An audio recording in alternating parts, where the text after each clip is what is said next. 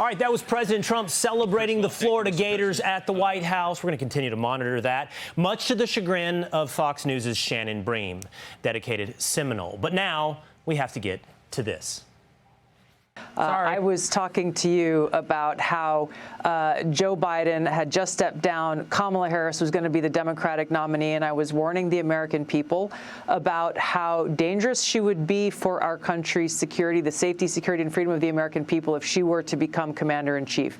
The very next day, this was in Rome, I got on a plane with my husband to fly back to the United States after having conducted meetings there in the Vatican with other Americans, that I was placed on this secret domestic terror watch list called Quiet Skies.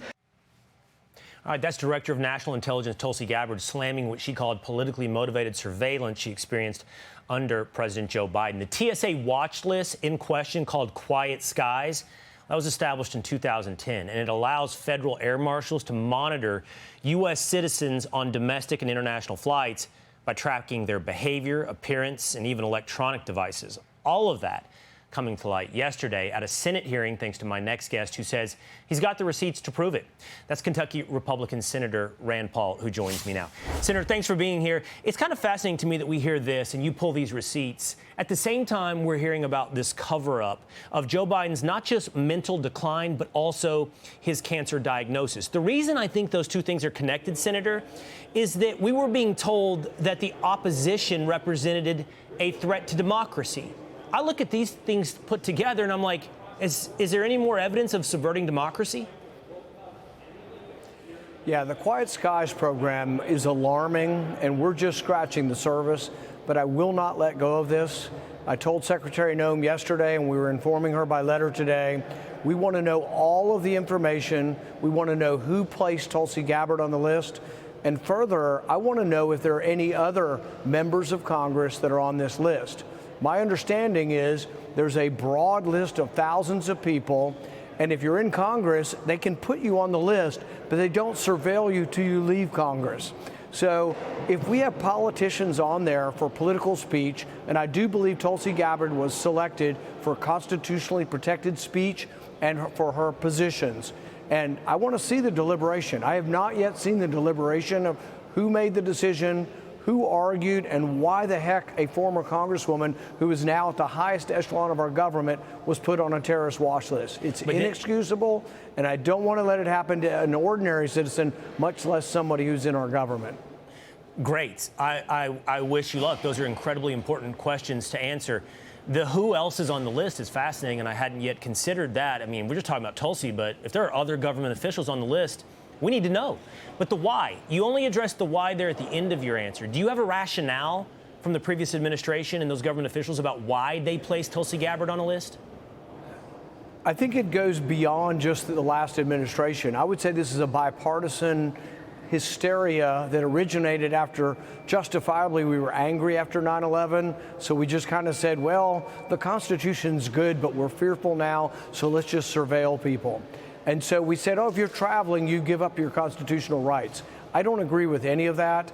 And I think it's very, very dangerous for a government to have a secret list that is based at all on your speech or your ideas or your thoughts. And so, yes, we're going to look at this. Do I know any other members of Congress are on the list? No, but what I am worried about is that you can be on the list and you're somehow protected in Congress, and the moment you leave Congress, now you're on this watch list and they're going to begin surveilling you. So it's weird that they would put you on a list, exempt you from surveillance, and then if you leave office, then they're going to start surveilling you. We need to know what goes into their decision-making process here, and if it has anything to do with your thoughts or your speech or your policy positions, it needs to be stopped immediately. But I'm not concerned just about politicians. I'm more concerned about people who have no voice and have nobody to defend them. An average American citizen who might post an opinion online or a comment on Twitter or X, and all of a sudden someone's going to put them on a list. No, I've been worried about this for a long time, but I'm in a position now as chairman. They will either give it to me or I will subpoena this information. I will say so far that the Trump administration has been very good. Secretary Noem has been good, and I think she will help me get to the bottom of this.